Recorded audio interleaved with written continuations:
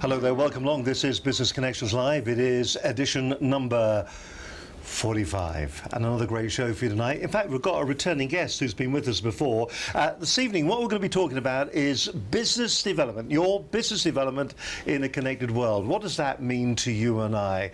Well, to reveal all is Jim McLaughlin. He's the Managing Director of Axial Business Development in a Connected World is what he's going to be talking about. I suppose, Jim, it's first of all, I've got to say, it is great to have you back. Hey, Steve, it's a pleasure to be back with you. Well, after the last show, we had such a great response, and the way you were looking at the way you should develop your sales structure, your funnel to get more sales, and the way you were able to get that consultancy kind of in-depth look was absolutely fascinating. But this is a slightly different angle tonight, Absolutely. isn't it? This business development in a connected world. Yep. What are we talking about? Is this social media? What are we talking about? So I guess what we're really talking about today is the impact that the internet and different aspects of communication via the internet is having on business development. So the first question clearly is, what do we mean by business development? Because it's my business, I've got a pretty clear idea, but I also know that business development can mean many things to many people. So I looked up a Forbes magazine article on business development, and the writer said that for some people, business development's about selling, for some people it's about marketing, for startup companies often it's about hustling.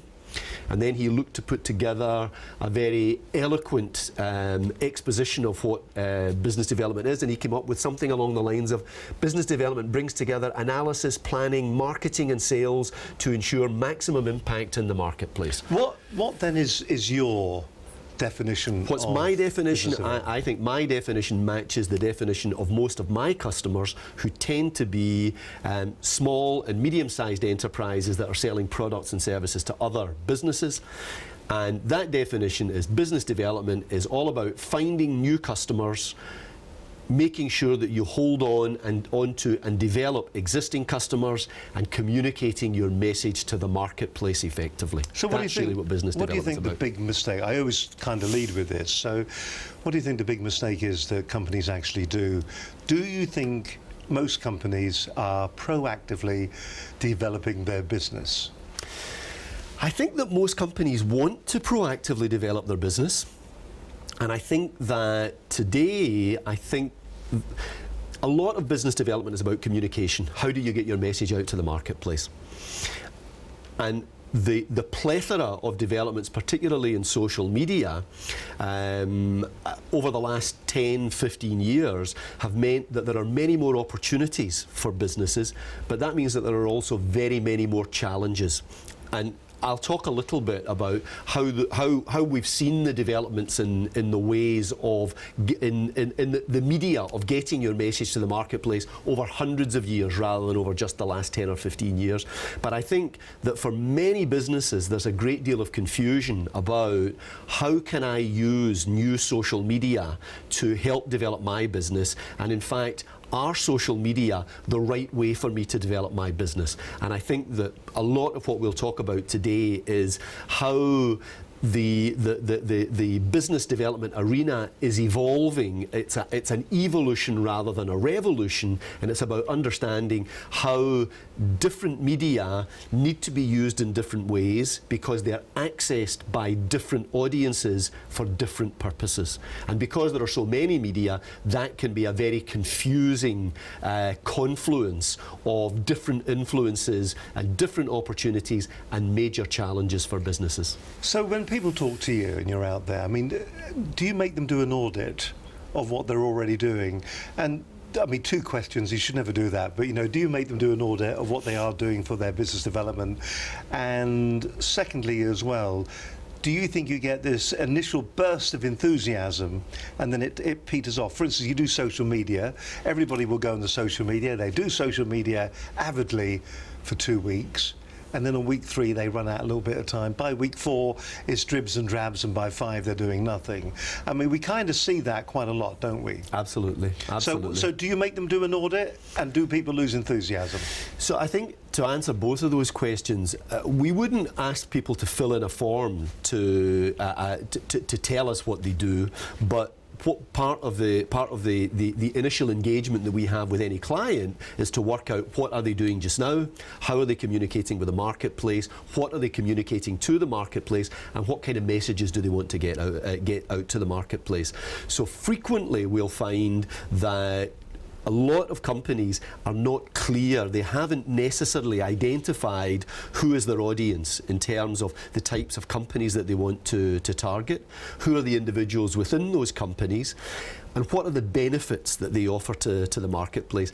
And those are some of the golden rules of business development that don't change, whichever medium you're using to go to the marketplace. And I think where a lot of confusion and a lot of frustration arises that does lead to people picking things up and leaving them off is in understanding what is an appropriate medium to achieve different objectives.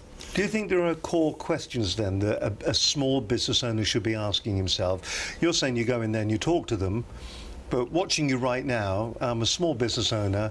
What should I be saying to myself? What should I be asking myself? What are those core questions? Okay, so I think those core questions are, I think I've outlined a number of them. Who is my audience in terms of who are the companies that I want to sell to?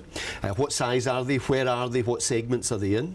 Who are the individuals within the organisation that my product or service can deliver value to? So is that salespeople? Is it marketing people? Is it IT people? Is it finance people? Is it HR people? And lots of people will have gone as far as that. But then they need to think about, how do I articulate the benefits that I can deliver to those people in language that will be meaningful to them rather than necessarily language that is meaningful to me? And what types of message do I need to put out there to achieve different objectives? And I think one of the areas that causes a lot of grief to people is understanding that sometimes you want to put out a sales message, and then if you want to put out a sales message, you should choose an appropriate medium for putting out a sales message. And that medium could be a brochure, it could be telemarketing, for example. If you want to use social media, particularly in a B2B context, and I don't want to talk about business to consumer because that's not an area that we're expert in, but in a business to business context, if you want to use social media, and most people who want to have an integrated marketing campaign will want to consider how they use social media. It's very important to understand that usually the objective that you will achieve using social media will not be to generate leads for your product or service, because that's not what consumers use social media for. Typically, social media will be used to impart information and to engage people in a dialogue with a company rather than to try and sell to them. So do you think there's a big confusion then about the way that they can actually market their brand, how they can generate those new leads? Is there confusion about what social media does, and maybe the whole different aspects of marketing are concerned? People don't truly understand the difference between an advert that is brand education as opposed to an advert that is selling a product. Yep. I think that absolutely there is confusion, and I think that another aspect of that is that if people are going to use social media, what they need to realise is that if in using social media, really what you're doing is distributing content. So if you're going to use social media effectively, you have to have a strategy. So you have to understand which media you're going to use for what purpose, and to do that you need to understand who are the users of those media. And the media that typically that we're talking about are things like LinkedIn, where there are about 250 million business people linked in there. Twitter, where there are again maybe something like 250 million active users. Facebook, where there are 1 billion users, but many of them will not be looking to, particularly in a business environment, they won't be looking to Facebook to get information, although they may be in a consumer environment. Well, just on those ones initially then, let's kick off with the last one you talked about there, Facebook. Is Facebook really working for small to medium-scale enterprises, or is it really just an awareness campaign that the big brands are using it for? I would say that when you say the big brands, I think that's an important distinction. Small to medium-sized businesses in a B2B environment typically are not addressing a consumer marketplace.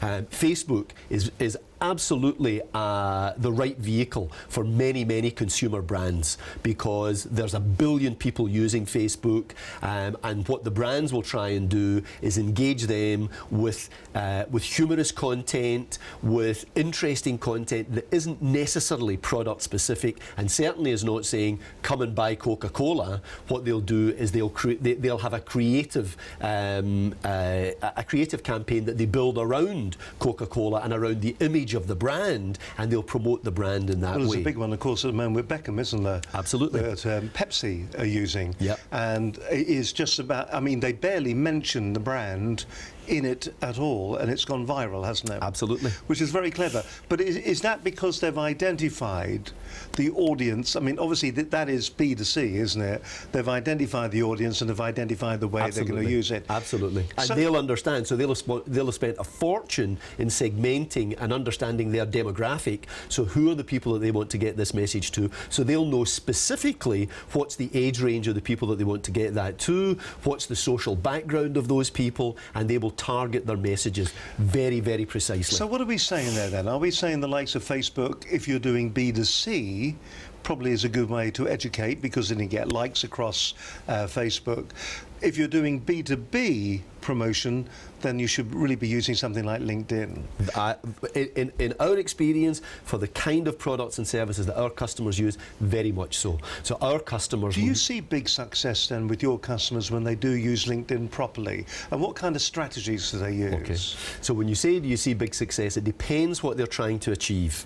So using any of the social media platforms typically will not directly generate sales. So that comes back to one of the questions that you asked earlier on about, don't you find that people start off with an initial burst of enthusiasm, and then that enthusiasm wanes, and they stop using they stop using these media, and that's a very, very common scenario. So if a company wants to use those media and use them effectively, it's very important that they sit down and work out what they're going to do over a period of time, and that they create content that is appropriate to that medium. So for LinkedIn, that would mean joining particular interest groups, and those groups may be around a particular technology, they may be around a particular type of product. So what they would want to do would be to have a person or people who are members of those groups who are generating, who are throwing questions, relevant questions into those groups, or who are answering questions that are put in by other people. And the purpose there typically would be to try and establish the company as a thought leader. And they can do that also using Twitter. And again, that comes down to ensuring that you've got a strategy and a content strategy, and that you've got someone or some people who is charged with creating the content. Because the hardest thing to do is to ensure that you have a ready supply and a ready stream of relevant content that actually says the things that you want them to say. Do you think it just, and we'll move on in a moment, but do you think it stops with the more traditional social media? Is there more? We're talking about a connected world, and we're talking really about social media here at the moment. Is there more outside of that sphere, do you think? Very much so, very much so. So if we look at the history of business communication, I've written some of the the main things here. If we look back over 400 years, say. The key element in any business communication is what we're doing just now. It's a face-to-face meeting. Mm-hmm. That's the gold standard. What we all want to do if we're selling a product or a service is get into this situation where we can have this kind of discussion, where we can evaluate each other, and you can have a very clear idea of whether the things that I'm saying are credible or they're not credible. So that's what we all want to get to. And is that what we're trying to achieve with everything? We're looking to make an appointment. We want to get eyeball to eyeball with somebody. Most often in a B2B environment. It will depend on the product that you're selling. So if it's a commodity product, you won't be looking to have a face-to-face meeting, because what you're always looking at is what's the average value of the sale, So how much can I afford to spend in getting that sale? So if it's a commodity product that sells for £5 or £20 or £50, you're not looking for a face-to-face meeting. If you're selling a product or a service that costs thousands of pounds, you're not going to sell that without a face-to-face meeting. So that's what the whole plethora of business communication is going to build towards, actually getting me in front of the person who's got the ability to sign an order. All right, now we'll come back to that in just a moment or so. It is fascinating. We've already gone back 400 years. Between the pair of us, which one can remember 400 years ago? But we'll come back and we'll look a little bit more about that connected world, what it's all about when it comes to developing your business. Maybe you're sitting there and this is the big obstacle that you have at the moment. You just can't move the business forward. You don't know how to get new customers. You don't know what you're trying to really achieve as you develop your business. What are you trying to do? You know, we're all trying, yes, to make sales. We're all trying to get out there. We're trying to get new customers. But how do you go about doing that? How do you actually concretely get them into your sites and then actually convert them from being prospects into paid up customers? And that's really what we're talking about here. And the many small businesses will have great ideas and it'll all disappear down the drain because they won't get those customers in through the door because they've been too busy not telling them about what they as a business can do for them. All right, we'll come back to it in just a moment. While we're talking about the whole area of this business development, one of the areas, as Jim has already said, is marketing. And last week on the program we had Dee Bleak, or even Dee Blick, of the Marketing Gym. She joined us on the program last week, and a fascinating insight into what small to medium scale enterprises can actually do to generate brand new business for their business. Let's take a look at what happened in last week's edition of Business Connections Live.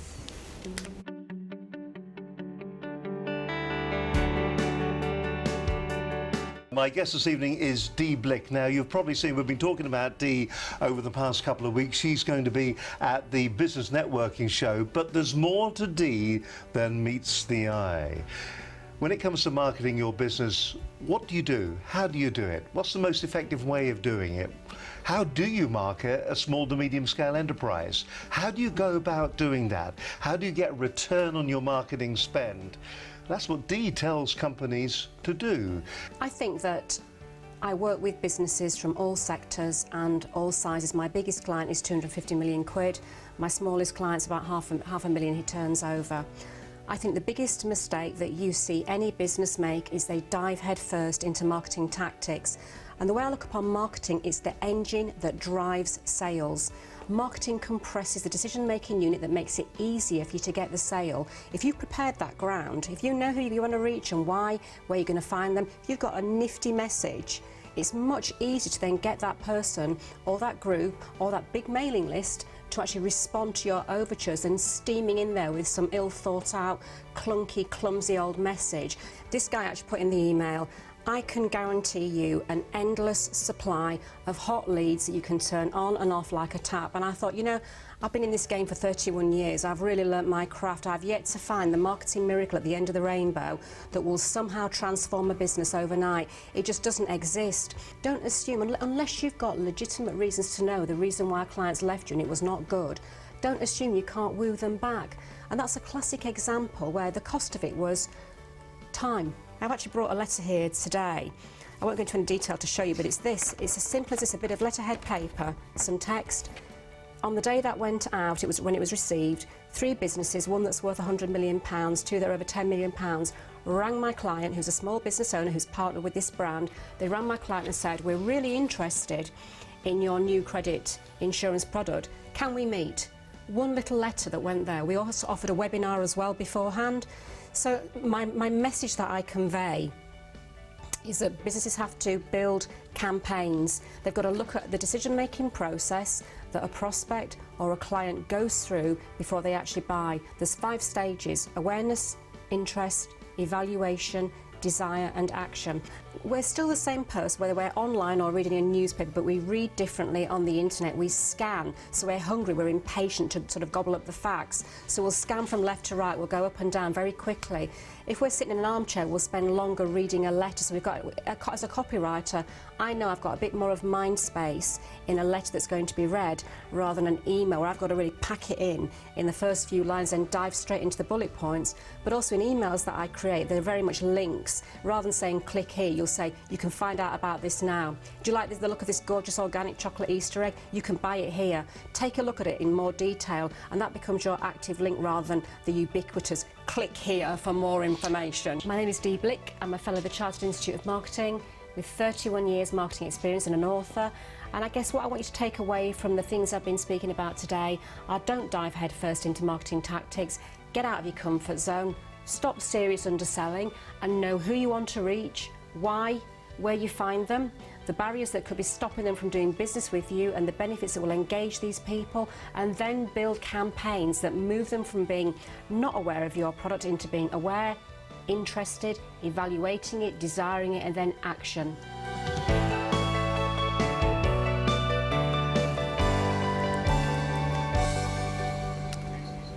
Absolutely fascinating lady. Really, really a great insight into what you should be doing when it comes to your marketing.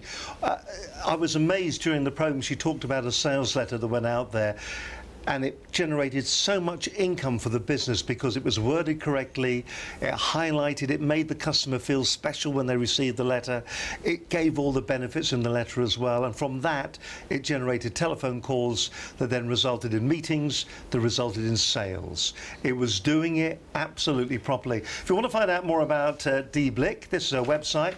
It's a fascinating website. It'll tell you quite a lot of tricks actually straight off the page. It also tells you the kind of services and the courses and the books that Dee actually puts together. Do follow her as well on Twitter for that matter. Fascinating lady. That book there is an absolutely fantastic read. If you want a great marketing book, that's going to be the one for you. Also, the other thing that I do want to remind you, Dee is going to be at this. It's the UK's largest networking event. It's going to be the business show. There's the little brochure for it there. You can see Dee is going to be one of the guest speakers. She's going to be at that particular show, as are we, in fact. We're going to be there as well. We're going to be broadcasting live from the UK's largest networking event, Wolverhampton Racecourse on Friday the 19th of September. It is the Business Networking Show 2014. Jim, you're going to go? If you go, I'll bring you on stage and interview you. Fantastic. He's going to be there now. I will be there. We're looking forward to it. I will be there.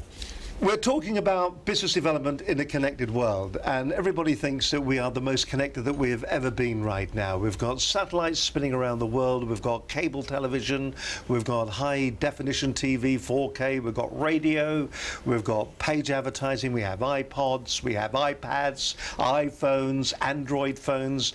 We are probably the most connected age that there's ever been. So, we were talking about the history. Have the techniques changed? Well, I think that no one could argue with the fact that we are the most connected we've ever been. But when you look at the history, I think it's fascinating. We talked a little bit about face-to-face because all business communication started face-to-face in the marketplace. But over the last 400 years, we've seen a whole range of technologies come in and be used by businesses to communicate their messages, to develop their business. And I've just listed some of them here. We've got newspapers, magazines, trade press, brochures, the telegraph, the telex, the phone, the radio, TV, internet, email, social media, all of those things. If you listen to a lot of people about how important social media is just now, you might think that all of those other media are outdated. But when you look at that list, what you'll find is that almost every single one of those technologies is still in use. The telegraph may not be. Telex still is. You can see trucks going along the road with a telex address, and you haven't seen a telex machine for 40 or 50 years. No, I haven't, no. So what we're always talking about is evolution. It's not revolution. So you don't throw everything out of the window and say it's all about the internet and it's all about social media now. The question is always, what is the most appropriate medium to get my message across? What is the message that I want to get across, and who do I want to get it to? And when I know the answers to those questions, that's when I can decide what is the most appropriate medium. So do you reckon we should be going back to basics then?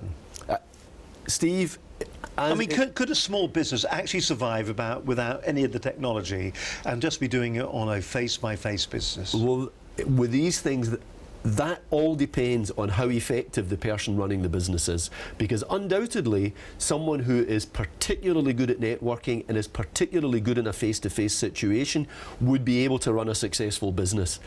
But if you want to scale that business, you have to use other media of communication, because none of us can spend all of our time in front of people explaining what we do, and none of us, and this is an absolutely crucial question, what we're always looking for in business development is the opportunity to begin a dialogue with people.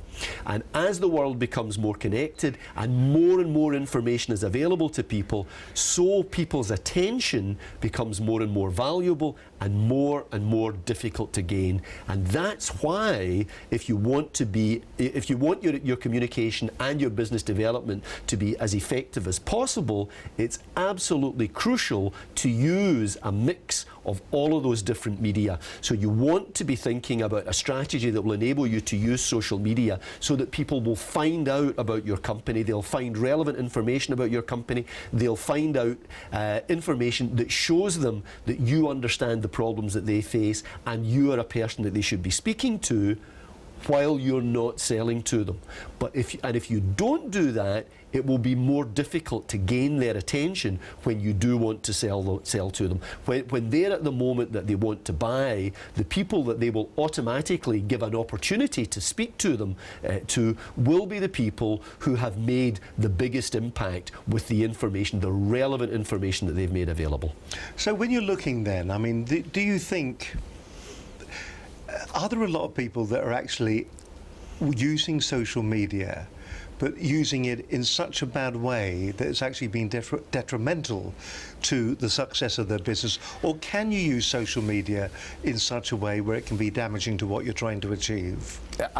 Social media can absolutely be damaging to what you want to achieve, and all you have to do is to ask anyone who's gone for a job interview and been Yes. and been confronted with photographs of their drunken student self on Facebook, or ask Mr. Ratner about the comment that he made about crap. The crap that he sells in his that was sold in his shop, that kind of information. I mean, that ruined the business, a multi-million pound organisation. Absolutely ruined the business. And where you could ruin a business in a matter of weeks or months 20 or 30 years ago, you can ruin a business in a matter of minutes by having the wrong kind of information circulating, flashing around the world on social media. So we've talked then about the fact that it's not revolution, it's evolution. Many of these skills we already have as far as the way we communicate. It is all about communication.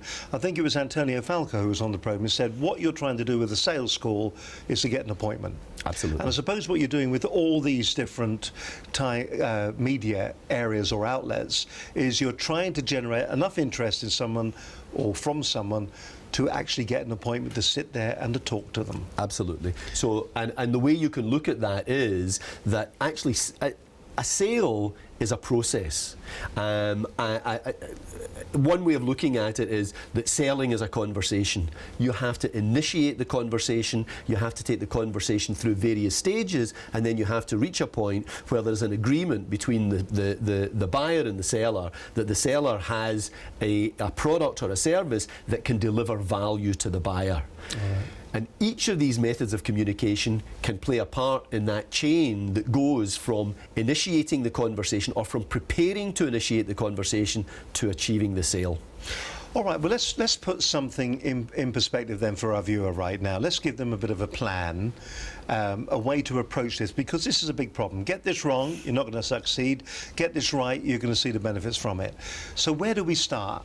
You've already said that we go along and we identify who our target audience is and which one of the different or the relevant social media is going to be the right vehicle to get the message to them. Well, how do we do that then? Okay. Well, the first thing you have to do is make sure that you've got your messaging right, that you know what the benefits are that you're selling to, that you want to sell, that they're well targeted towards your target audience.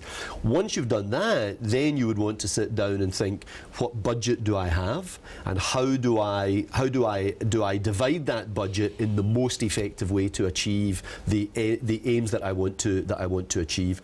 So if you're going to use social media as part of that strategy, the social media role in your strategy will be to establish the image of your company as a trustworthy company and a partner that may be a thought leader in its area and one that can deliver value. So you would then want to look at who do I want to get these messages to? Well, that's the point. You see, for instance, with us now, we are a business TV channel. So we have our thought is that we're looking at maybe the solopreneur or the entrepreneur that's out there, male, female, maybe they're going to be 36 perhaps, maybe something like that, early 30s onwards. So that's the kind of profile that we got. Some of them will be playing golf, they'll be probably keen to keep themselves fit. So we've looked at the complete profile of the kind of people, you, who may well be watching this. Yep. And what we try to do is we try to target the programme directly towards them. But that took a lot of thinking to actually come down with an actual person who we are talking to. Absolutely. And is that what the business should be doing? Absolutely. And I suppose we look at our product, which is the programme. Do businesses, should they be looking at their product and matching it more closely to the target audience?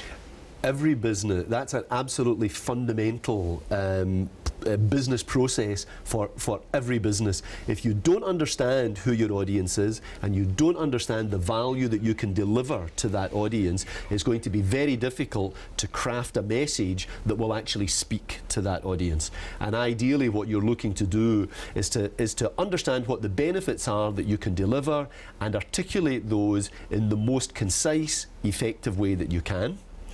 But again, we have to take a step back and say, what is it that we want to achieve with a particular message? Are we looking to build the image and the brand of our company and our services, or are we looking to sell a product and a service? And the social media elements of the business development mix really come into their own when you're looking at building the profile and building the credibility of the company rather than actually trying to make the sale. Do you think age is important? For instance, we said there that we're talking about talking to 30-year-olds and upwards. But if your product is, maybe you feel your audience is 50 plus, do you think some of the different social media or the different ways of communicating with them drops off? So, for instance, Facebook, it depends what you read really these days. Facebook isn't cool with the kids anymore, but it's Absolutely. more cool with a billion other people. Yes. So, you've had a real shift in the way that's been used, and I suppose we're all waiting for the next social platform to come out, which is going to supersede all the others. I read a report this week that YouTube is now the number 2 search engine. For a long time it was number Absolutely. 3. Absolutely. Now it's number 2. And it's making the number 3 and number 4 pale into complete insignificance now.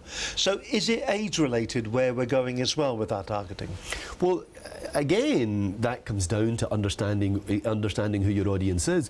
The demographic of your audience is very important. And if your audience is largely, as you said, over 50 in their 50s and 60s, they're much less likely to be significant consumers of social media, so you're much more likely to get an effective message to those people using more traditional methods, using the telephone, perhaps using advertising, using television, than you are through social media. On the other hand, every smart business will be integrating social media into the mix of tools that they're using. Do you think some businesses do it because it is available to do? It's so simple to do, he says, in inverted commas, it's so simple to do social media that businesses incorporate it nearly like a a catch-all kind of technique? I think undoubtedly many businesses embark on social media because they believe that it's the right thing to do, and frequently they will not understand what they can achieve using social media, because ultimately what most businesses want to do is to sell. I want to sell more product, I want to sell more service, I want to generate more revenue. And what many businesses fail to understand is that social media on its own is unlikely to achieve that goal for you. What it can do is to help you to build the platform from which you can then achieve that increased revenue and those increased sales. All right then, well here's the tricky one. How do we know it's working then? Well, what social media has in spades is metrics to enable you to see how many people are clicking through, how many people are in a particular group, how many people have liked what you've said. But the ultimate metric is how much have I sold? How much have I sold? And this is going back to the old exhibition stands, isn't it? You can spend an absolute fortune at the NEC, but you're never really certain what the return's been. And at the end, you know the classic marketing dilemma of the marketing director. 50% of my marketing budget is effective and 50% of it is wasted. My problem is I don't know which 50%. Yes, it's a great line there. Yeah. And it's true, and it frequently it is absolutely true. And I guess that comes back to something that I said earlier on. The fundamentals of doing business, the fundamentals of communication do not change. The media change and the media evolve, but the fundamentals never change. The fundamentals never change. That's what it's all about. We're talking about business development in the connected world this evening. My guest is Jim McLaughlin from Axial. We've barely spoken about Axial actually this evening. A fine business there. Here's just a comment from one of their clients. They've exceeded the targets we agreed for lead generation, both in quality and quantity. I mean, just goes to show you. So he does know what he's talking about, and that's what's important about all of this. You're talking about somebody that's on the front line of business on a regular basis. He's going out there. He's actually saying he's doing what he says he does for small to medium scale enterprises. And that's why this is so interesting. If you're sitting back at the moment and you're thinking to yourself, do you know what, I am not doing any social media, maybe actually if you were to take a further step back, maybe you're not doing any real marketing at all, and you just maybe existing on customers coming through the door, purely on word of mouth perhaps maybe, or just on past successes. But you've got to build on that. Imagine being in a circumstance where you have maybe one or two major clients and they clear off on you. What are you going to do then? Then you've got to start all over again. You've got to get out there, you've got to be talking to new clients, you've got to be telling them what you do. Now's the time to be working on it. Never wait until it's too late. Start working on building your business. Start working on building it today. Talking about building things, we'd like to build our subscription lists. We'd like you to subscribe to us here at Business Connections Live. You can actually subscribe just here. There's a small little button. If you press on that, that's actually on the video. And that will let you subscribe to our YouTube channel. And if you do that, you'll find out when all the new programs come out. What we're also going to be doing very shortly, we're going to be doing little nuggets from each of the programs. So, for instance, tonight we were talking about the last 400 years. So we'd look at the history of media and social media over the last 400 years. That would be a nugget lasting a minute and a half, something quick and easy for you to digest. And in fact, the program's going to be effectively going out in kit form if you want to watch it. And we're going to be launching those with some of Dee Blick's material, where she looks at what you should be doing with marketing. We'll be looking at what Jim's done as well. So there's a whole host of reasons why you should become a subscriber to us here at Business Connections Live. And to really give you an insight into why you should be doing it, just have a look at this. If you're a business owner and you need advice on how to make your business more successful, then Business Connections Live TV is just for you. Our leading industry experts cut out the guesswork for growing businesses. How to use social media, what to expect from your accountant, web design, SEO, and so much more. Business Connections Live TV is here to give you the motivation you need to succeed. How you doing? My name's Brad Burton. I'm the motivational speaker that everyone's talking about right now, and I'm on Business Connections Live. What a show. What a show. People, do check it out. If you're struggling with Facebook and LinkedIn, Most people that I meet are on LinkedIn. Virtually, there's 14.5 million people just in the UK. I think the figures currently are 238 million people worldwide. But I would say that most of them don't really understand how to use it. How to present your ideas more effectively. Hello, I'm Philip Skinner, Shaw Walker Lees. A brilliant way to get message across. I'm actually thinking that we might switch away from our quarterly newsletter to do a video and get it sent through to staff and clients. To generating leads and finding new business. Hi, I'm Jim McLaughlin, Managing Director of business development company Axial. And I'd just like to say what a pleasure it's been to have the opportunity to appear on Business Connections Live. Subscribe and be part of the Business Connections Live TV online community for free. Business Connections Live TV every Wednesday, 6 p.m. GMT, or catch up on the Business Connections Live TV YouTube channel. Make certain your business is connected with Business Connections Live TV. Fascinating. We could make the subscribe here bigger. I say it every week. Next week we're going to do it. Next week we're going to make it this big. It's going to be screen size. We're not going to be shy about asking you to subscribe. Also, if you want, do go to the website as well, if you can, to businessconnectionslive.com and sign up there. We'll also be in touch with you. In fact, if you sign up this week, we're giving some of these tickets away to the networking show. So if you sign up this week, or if you've already signed up and you haven't received anything yet, we've got these tickets. You can come along to the Business Networking Show, which is taking place on Friday the 19th of September at Wolverhampton Racecourse. My guest this evening is Jim McLaughlin from Axial. Fascinating company. They're all about developing your business, making certain that you're going to be a success. And this evening we're talking about business development in a connected world, the impact of the internet on all aspects of business. We saw Mr. Mills in that little extract. You know Steve, don't you? Mm-hmm. Yeah. And when he uses LinkedIn quite extensively, he's a very clever man, I think, when it comes to using LinkedIn.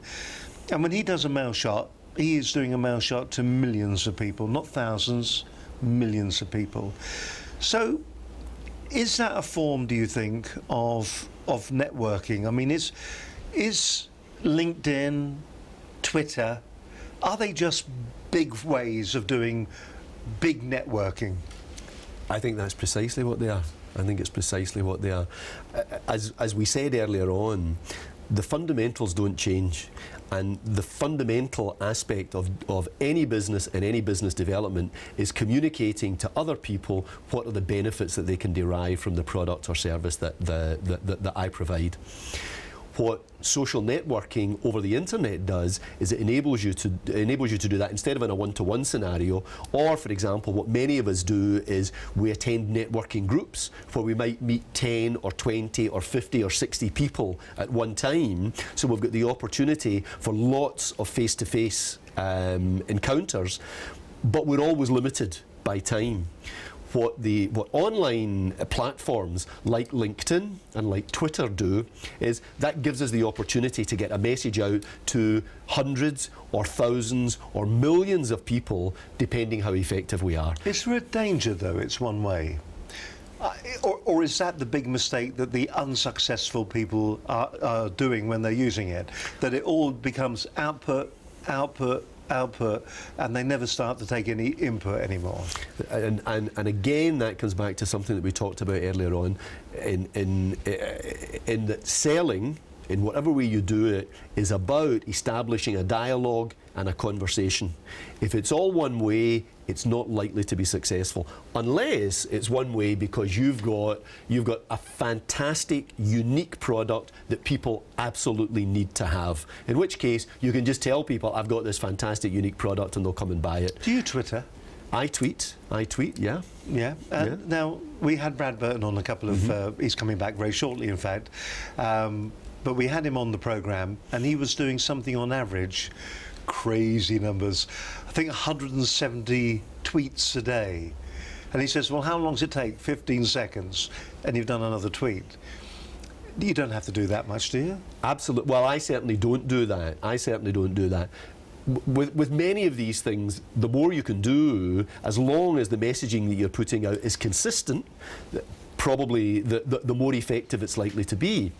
But again, it depends what you want to achieve. So for example, if you take Twitter, I've brought along a couple of quotes about how people use Twitter, what benefits they get from it, what it does for them, and what it doesn't do for them.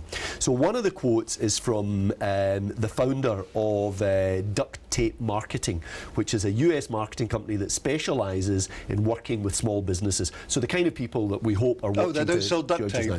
They don't sell duct tape. No, what they do is they pull together strategies for these small businesses. Yeah, I get the connection, but I tell you what, I'd have gone to them to get some duct tape. Well, perhaps. I bet they sell it as well. I can put you in touch with John Janch and you can ask him if he has duct tape, Steve. So what he said was he'd identified 3 big advantages of Twitter. He said, I get great insight when I ask questions, so that answers one of the points that you made. So he puts questions out on Twitter rather than statements. So there'll be relevant questions, there'll be questions that will be meaningful to the audience that he's built up on Twitter, but he asks them questions, so he's looking for their feedback.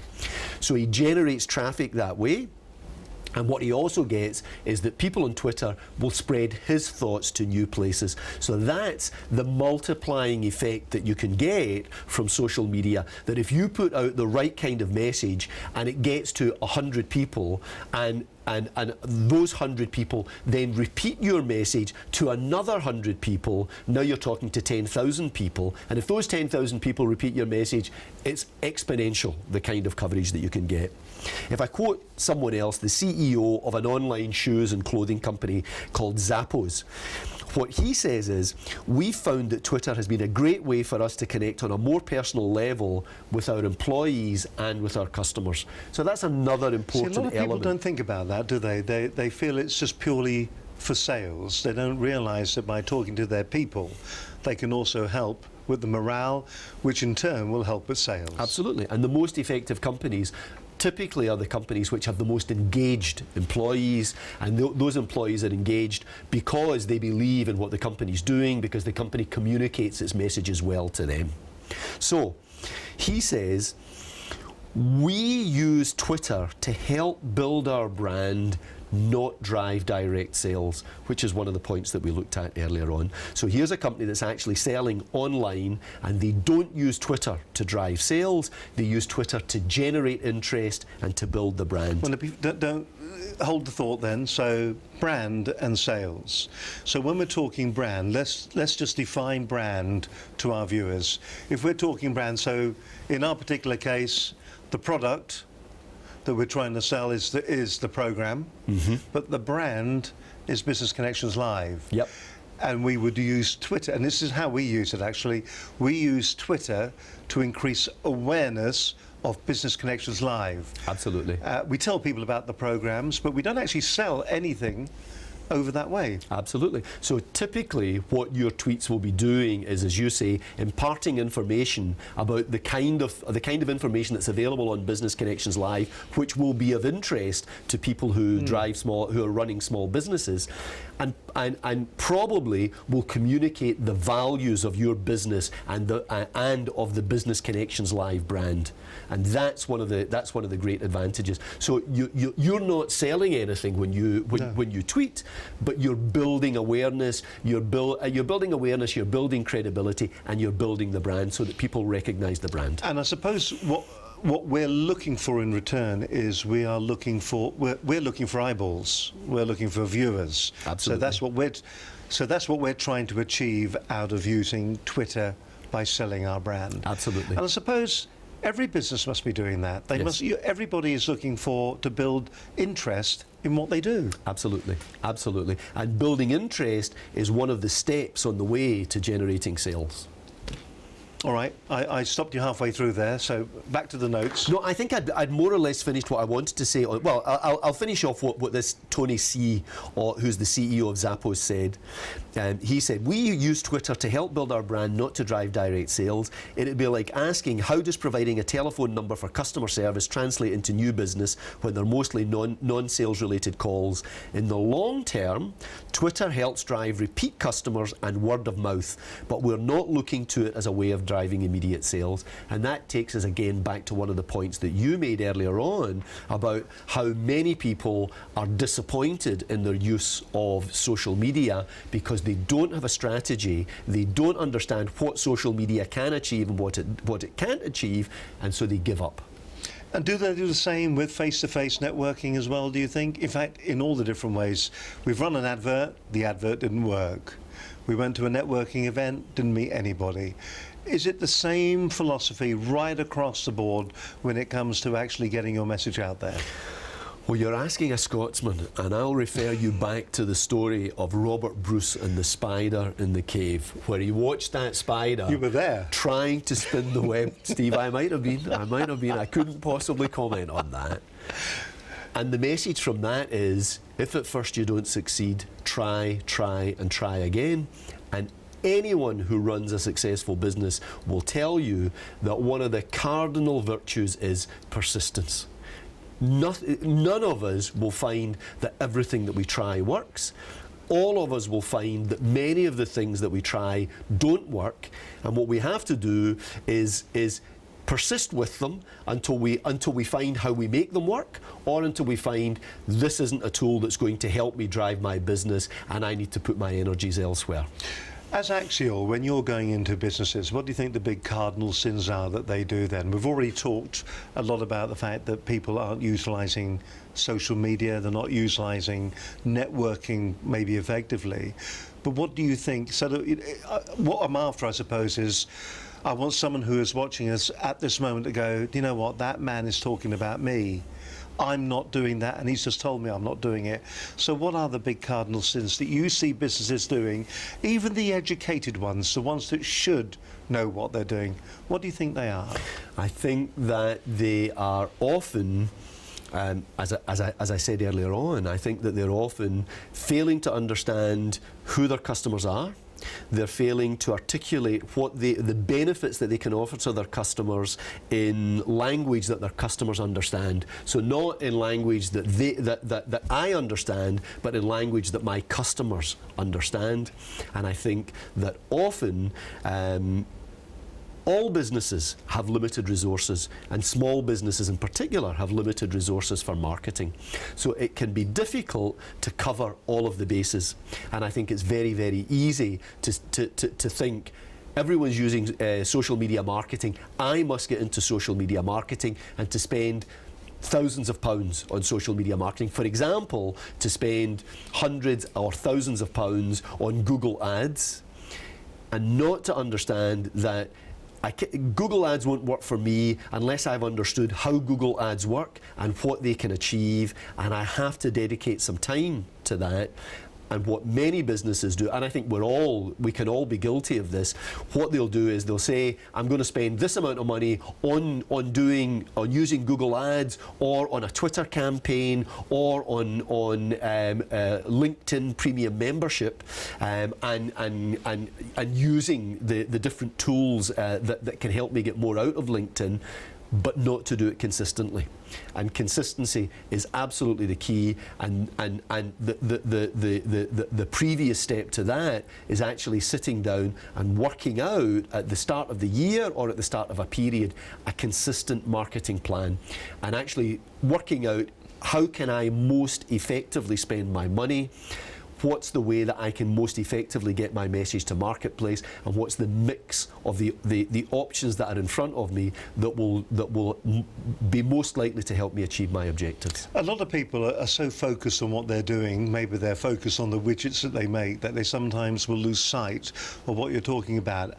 As Axial, when you go in, is that what you do? Do you stand back and act as maybe the conscience on somebody's shoulder, whispering what they should be doing? Is that what your role is for these SMEs that are out there at the moment? I think our role is to help those businesses communicate them, articulate and then communicate their message to the marketplace. And I think that as a company that's delivered 250 successful campaigns for 120 different companies, I think the benefit that people like us can bring is we're not looking at it from the point of view of this particular business or this particular service.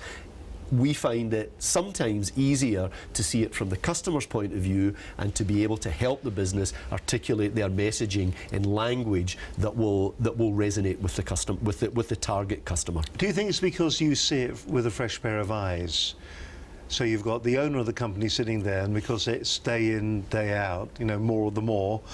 Is it because it's a fresh pair of I think eyes, there are or is two- it because it's processes? I think there are two aspects to that. I think one of them is that we bring a fresh pair of eyes, and the other one is that this is one particular aspect of running a business and running a business successfully, and every business owner and every small business is looking at every aspect of their business, and marketing is only one aspect of their business. They're looking at the finances of the business, they're looking at the premises that they're in, they're looking at the employment issues that they have.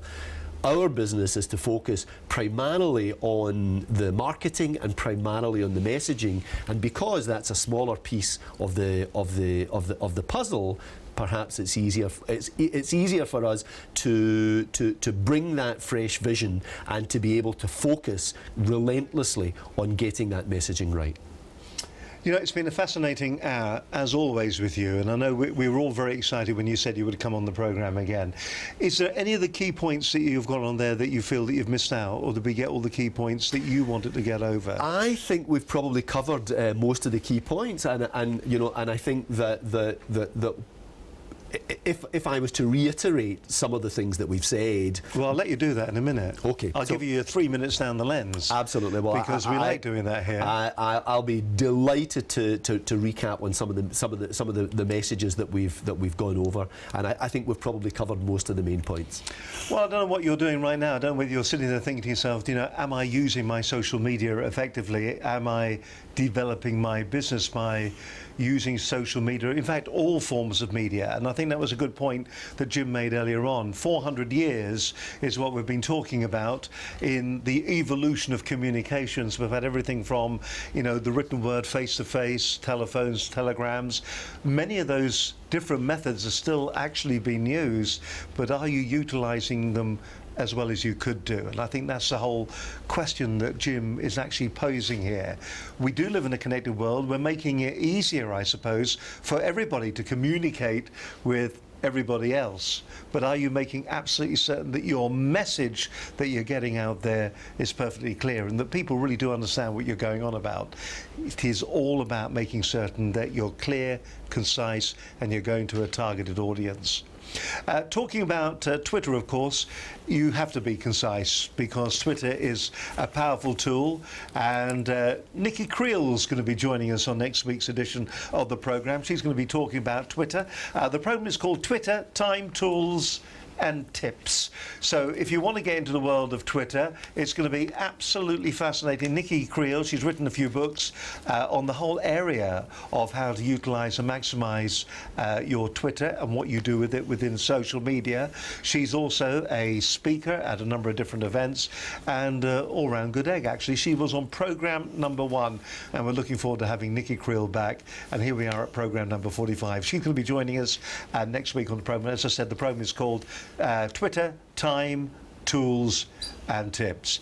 And while you're sitting there thinking, you know, this is a really powerful medium, what these guys are doing, we've sat for an hour. You've been with us for this journey, and you've been watching what we've been talking about. You've been listening to what we've been saying. Well, why don't you get in touch with us here at Business Connections Live? You can give us a call or you can email us at studio@Business Connections Live and have a word about maybe having a programme just like this one for your business, because we can do that. I'll sit here, I will talk to you about your business, we'll bestow the virtues of what your business is all about, what the benefits are to your clients, and then you've got material that you can actually send out to prospects, you can send out to existing customers, and you can build your audience so that people will know that you're the expert on the brand or the product that you're actually currently creating, producing or selling. You can do that. It's called the Virtual Newsroom. The email is studio@businessconnectionslive.com, or if you want to, you can give us a call on 01784 256 777, and you can ask for either myself or Linda Bazant, and we'll take the call. We'll have a word with you about it, and who knows, you could be in the studio with us putting a program together all for you. You're watching Business Connections Live. This is programme number 45. My guest this evening has been Jim McLaughlin, the Managing Director of Axial. Tonight we've been talking about business development in a connected world, the impact of the internet and all aspects of business. Jim, we always invite our guests to actually look straight down camera number one. It is from now on, camera number one. And to really, to sum up what we've been talking about, to tell us what's been important about what was said and why they should remember what's been said by you this evening. So say who you are, straight down camera number one, and please do enjoy and do listen up. This is Jim McLaughlin. I'm Jim McLaughlin, Managing Director of Axial. We're a business development company. We help small and medium-sized businesses find more customers and understand their marketplace better. Today I've been talking about business development in the connected world. And the key points that I would like to leave with you are that the medium for getting your message across is important, but the message itself is key and essential. To get that message right, the first step that you need to take is to make sure you have a clear understanding of who your audience is, both in terms of the kind of businesses that you're targeting and the individuals within those businesses, and the benefits that you offer those people. You then need to decide if the message that you want to put out is designed to build your brand and your credibility, or if it's designed to generate sales, to sell your product, to sell more of your product and service. And those two elements are part of a process, but they're different parts of the process. Once you've decided all of those things, ideally what you should be looking to do is to build a strategy and a marketing plan for a period of time that incorporates the most appropriate media to ensure you achieve your objectives. So by all means, use social media. If what you want to do is to strengthen your brand and strengthen your credibility, but if you want to achieve sales in a B2B environment, you should also be thinking about more traditional methods of reaching your marketplace, like telemarketing, like advertising. So the whole mix of marketing tools that are at your disposal. Absolutely fascinating. I think every week we do this programme and I sit here and I think to myself, that's another great business lesson that I've learned. Jim, it's been fantastic having you back. Please come back again in the future. Thank you very much, Steve. I would be delighted to come back again. Fabulous. I mean, it's nice to get real experts on here, and as we always try to make out, it's not about you coming on and selling your business, because you didn't do that tonight. You came on. It's about advice. It's about how to make certain that your business or our viewers' business, that they are utilising the tools that are out there to maximise the return that they can make, and we all want to be successful, and that's what this is about. So absolutely. Jim, and if I can just say, it's about choosing a medium where what I've tried to do today is to build the brand and credibility of Axial rather than to try and sell our services, and that's about choosing your medium to suit your message. Well, if you want to find out more about Axial, you'll find a link in the notes below this particular programme. If you are watching us on YouTube, once again, thank you very much indeed. Don't forget, you can subscribe over here. If you are watching us on our website, businessconnectionslive.com, don't forget, you can also sign up as well. And we've got those tickets to take you along to the UK's largest networking event. And you can be going along there to see some of the different speakers that we've actually got. Who we got that's going to be there on the day? We've got Neil Clough. He's going to be from The Apprentice, of course. Rachel's going to be there. Brad's going to be there. Dee, who was on the programme last week, is going to be there. Also, Stephen Thomas, who's been on the show as well. We're going to be broadcasting live from that particular show for the entire day. And Jim has already told me he's going to be there, so we'll be getting him on stage. That'll teach him. He's committed now. So listen, we look forward to seeing you again next week when we've got Nikki Creel talking about Twitter, time, tools and tips. And if you want to find out how you could have a program just like this one for your business, all you've got to do is contact us at businessconnectionslive.com. It's as simple and as straightforward as that. Jim, once again, thank you very much indeed for joining us tonight. We look forward to seeing you again in the future and at the Business Networking Show. And from all the team here this evening, thank you very much indeed for watching. Don't forget, we are live again next Wednesday night on the channel on YouTube or here as well on our own channel. But we'll join you all again next week at 6 o'clock when we're going to be live here with another programme. From me, Steve Highland, and all the team, have yourselves a fantastic week. Let's hope the sunshine holds out. Looks like summer is truly here. We'll see you next week. Bye for now. Bye-bye.